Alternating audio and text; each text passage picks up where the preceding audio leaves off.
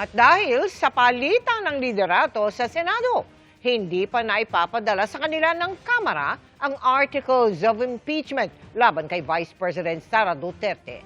Nakatutok si Tina Panganiban Perez. The resolution setting forth the articles of impeachment together with all annexes is hereby endorsed to the Senate. Matapos bumoto kahapon ang 257 mula sa kabuuang 318 na kongresista para i-impeach si Vice President Sara Duterte, agad inaprubahan ng plenaryo ang mosyon para i-endorso ang Articles of Impeachment sa Senado.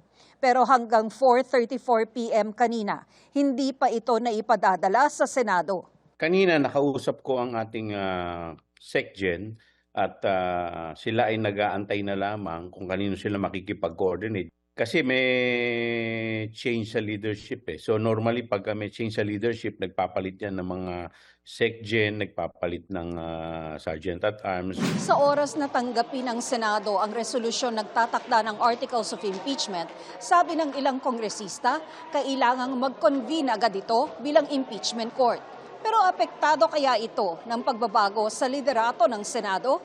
Hindi natin maiwasan magduda o magsuspect na yun ay may kinalaman sa impeachment. Dahil alam naman nila na kahapon yung voting dito sa House at alam naman nila na may numero. Ano ho ba ang balak nila ng bagong majority sa proseso ng impeachment?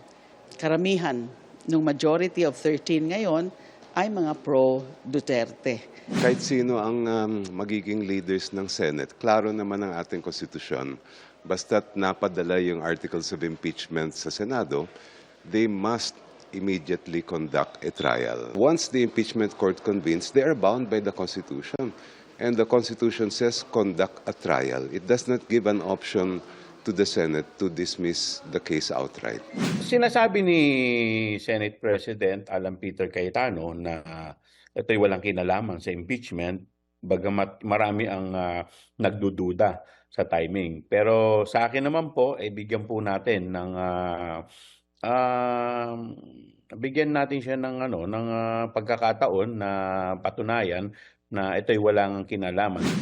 Posible raw na pagka-convene ng Senate Impeachment Court ay hindi agad magsasagawa ng paglilitis dahil may mga preliminary steps pa raw na pwedeng gawin. Pero babala ni De Lima, kung hindi agad mag-convene ng Senate Impeachment Court, lalabag ang mga senador sa kanilang constitutional duty. Because the act of convening and conducting trial is a ministerial duty. As can be seen from the Constitution, wala silang option, wala silang discretion, prerogative o kapangyarihan na wag itong gawin.